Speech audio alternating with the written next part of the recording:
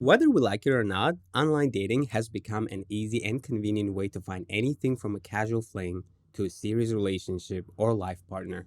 Although there is a lot of criticism around online dating etiquette, traditional dating has been declining, so has traditional expectations of first dates. Like in the past, we would already assume to dress up fancy for the date and go out for a long ass dinner where you had to act your best even if the date wasn't going well. The online dating culture shortcuts the traditional expectation to basically something casual to get to know the person, not in an intimidating setting.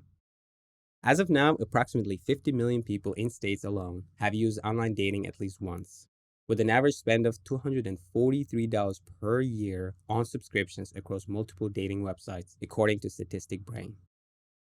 The subscription pricing model considers your location, age, activity on the platform, and other factors to provide the highest price you're willing to pay.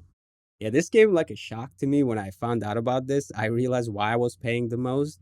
I was paying the premium of $29 per month, an occasional boost of $7 to promote my profile during swipe search hours, and I'm not ashamed of it. And I think it's mainly because I'm 30-year-old single in crisis to find somebody ASAP. While the dating market is dominated by Tinder and Badoo, there are plenty of options for niche specific dating matches.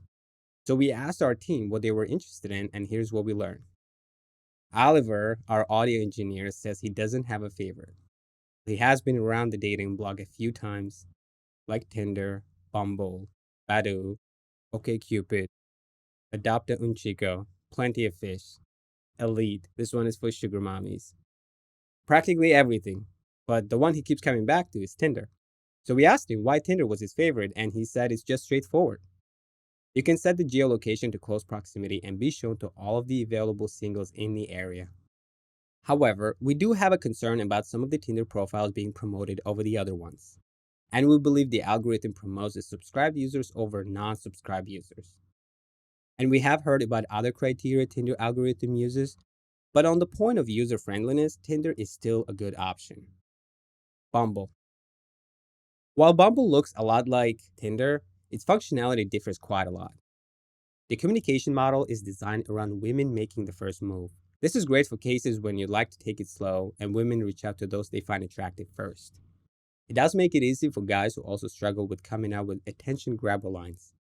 To be honest, I just asked my matches if I could be direct, and in most cases, it actually works out fine. Bumble is not one of my favorites, although I had most of my quality matches on this platform. Hinge.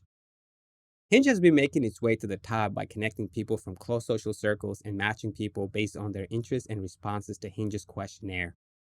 Although we could never know if people are answering these questions honestly, the app still makes an effort to factor in more than a hot or not hot matching concept.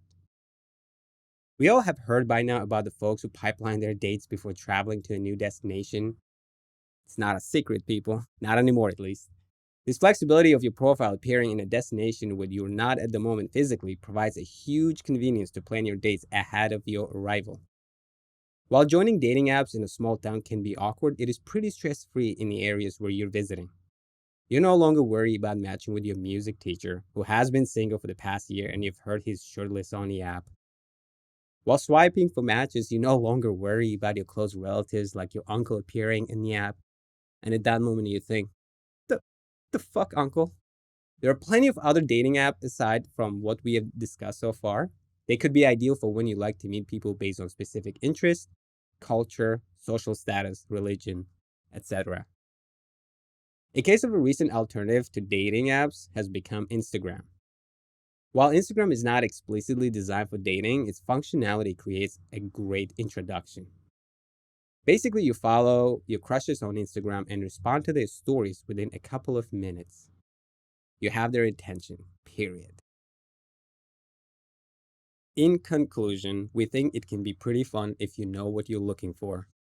You do want to read a few articles discussing certain rules of thumb when creating your dating profile. For example, make sure your face is clear and visible on all pictures. Pictures showing your social life, hobbies, and other interests are also included.